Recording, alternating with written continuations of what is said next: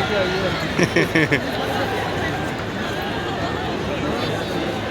and gentlemen, heralding this year's Republic Day parade is the parade commander, Lieutenant General Hakeem Kumar Adilu, Seva Medal, Seva Medal. A second generation officer, he was commissioned into the 3rd Battalion of Parachute Regiment in December 1989. As seasoned field commander, he has served in high altitude areas of Dras and Kharkiv during Operation Raksha, counterinsurgency and counter-terrorism operations in the northeast under Operation Orchid, and on the Siachen Glacier during Operation Meghdoot, besides 2 tenures with the elite 50 Independent Parachute Brigade. Currently serving as the General Officer commanding Delhi area, he leads today's parade with precision, professionalism and unwavering devotion to duty. Following him is the parade second in command. आगे बढ़ रही है, जिसके लिए आधुनिक तकनीकी दक्षता हासिल कर स्वदेश में ही रक्षा हथियारों का निर्माण किया जाता है। कर्तव्य पथ पर प्रदर्शित इन उपकरणों में भारतीय कारीगरों का समर्पण और देश की मिट्टी की सोधी महक है। रैंक से सम्मानित किया गया।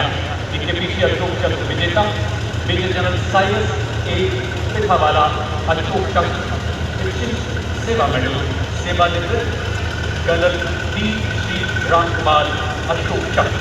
जैसा कि आप सभी जानते हैं, परमवीर चक्र युद्धकाल तथा अशोक चक्र शांतिकाल में वीरता तथा आत्म बलिदान के लिए दान किए जाने वाले वीरता सम्मान। Now the first flag is planted in the Union, symbolizing the distinct group of the 27 EU member states alongside the flag in the European Union Club. Within the EU, shopping and the left. The left side alongside Pakistan, पहली बार गणतंत्र दिवस parade का हिस्सा बन रही Buttler formation, जो आधुनिक युद्ध के अभिन्न अंगों को एवं उनके युद्ध में भूमिका को दर्शा रहा है। इस फॉर्मेशन में सबसे पहला दस्ता 61 कैवलरी रेजिमेंट का। रेजिमेंट ने 1918 में पहले विश्व युद्ध के दौरान हाइफा की लड़ाई में जिला लिए डटा हो रहे थी। रेजिमेंट हमारी पश्चिमी सीमाओं पर ऑपरेशनल रोल में सक्रिय है। रेजिमेंट रणनीतिक स्थापनाओं की सुरक्षा और सूचना एकत्रित करने के कार्य में निपुण है।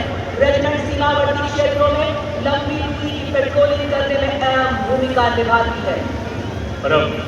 माननीय प्रधानमंत्री जी की विकसित राष्ट्र की परिकल्पना के अनुरूप हम देखेंगे ये 10 दिन का वेपन सिस्टम है, जिन पर लगे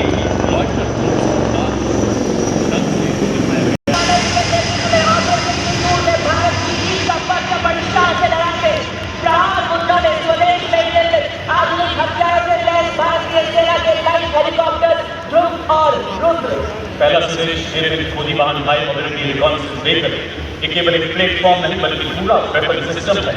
आप देख सकते हैं इस पर रेडार लगा है जो इलाके में काफ़ी गहराई तक झांक सकता है। साथ ही सैटेलाइट कम्युनिकेशन भी दिया गया है। इस पर लॉइटर एमिनेशन वाले ड्रोन्स लगे हैं, जिन्हें अगले भाग को लाल रंग से दिखाया गया है। ये छोटी टुकड़ियाँ दुश्मन के इलाके में 50 किलोमीटर घुसकर उसकी बनावट, हथियार, संख्या आदि की जानकारी सिस्टम है।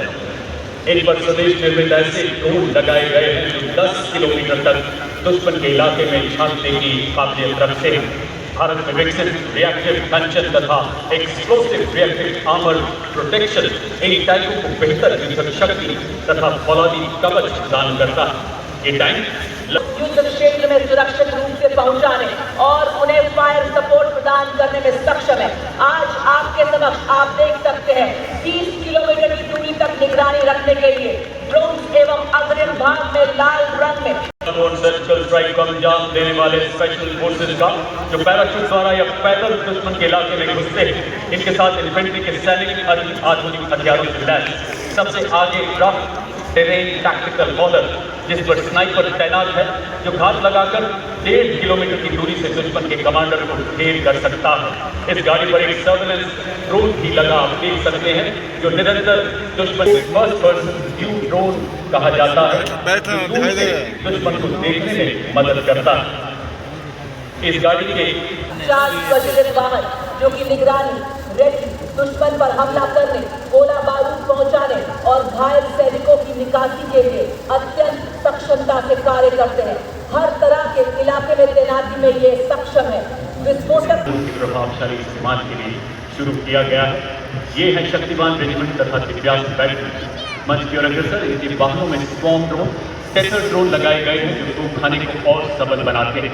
इनमें harrow, mini harpy, piece keeper और स्ट्राइकर जैसी एरियल लॉन्ड्रिंग दुश्मन की सटीक जानकारी दे सकता है। नई पीढ़ी मानव रहित वॉर है और इनके पीछे भारत की स्वदेशी मानव क्षमता की टंकार, धनुष तथा अमोघ ऐसी तोपें जो बोफोर्स का उन्नत स्वदेशी संस्करण 40 किलोमीटर तक सटीक एवं विनाशकारी प्रहार करने में सक्षम, 15 सेकंड में 3 गोले दागने की क्षमता अपनी पोजीशन बदलने में सक्षम है। अमोघ स्वदेशी रूप से डिजाइन की गई ऐसी एडवांस क्रूड आर्टिलरी गन जो 48 किलोमीटर की मारक क्षमता के साथ बर्स्ट मोड में प्रति मिनट 5 राउंड डाल सकती है। सर्विलेंस देने के लिए इनमें ड्रोन्स भी लगाए गए। अब आपके सामने नवीनतम एवं अनूठा यूनिवर्सल रॉकेट लॉन्चर सिस्टम पूरा भारत के इंजन।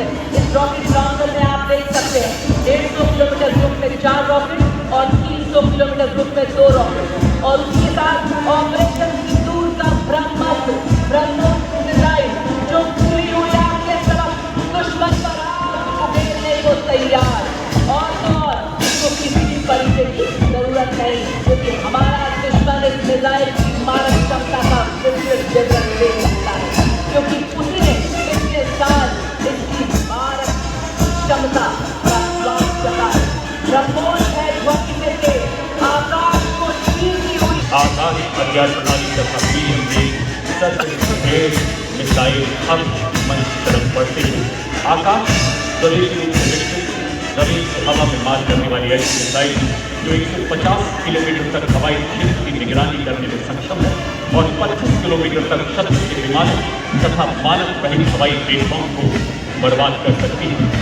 अब 300 किलोमीटर की निगरानी जिससे भारतीय सेना की परिचालन क्षमता में उल्लेखनीय वृद्धि हो रही है और भविष्य के युद्धों के लिए हमारी तैयारियां और सशक्त बन रही है। आज इसके ऊपर आप देख रहे हैं भारतीय सेना के द्वारा बनाए गए एडवांस ड्रोन बाल, सुदर्शन, खड्गा चक्र एवं नमस्ते 81। अगला वाहन नए भारत का नवीनतम इंटीग्रेटेड ऑपरेशन सेंटर। पहलगाम में 26 निर्दोष मासूमों के साथ की गई बर्बरता के बाद शीर्ष नेतृत्व के मार्गदर्शन में भारत ने दुश्मन पर जो प्रहार किया उसे कई पीढ़ियां याद रखेंगी। देश का हर नागरिक चट्टान की तरह सुरक्षा बलों के साथ डटा रहा। हमारी सेना की इतनी शक्ति 88 घंटे में को बर्बाद करके भारत को नॉर्मल का संदेश दिया। भारत का जवाब हमारे मार्गदर्शन दर्शाता मध्य भारत ऑपरेशन का बड़ी सहजता से लॉजिस्टिक सप्लाई पेट्रोल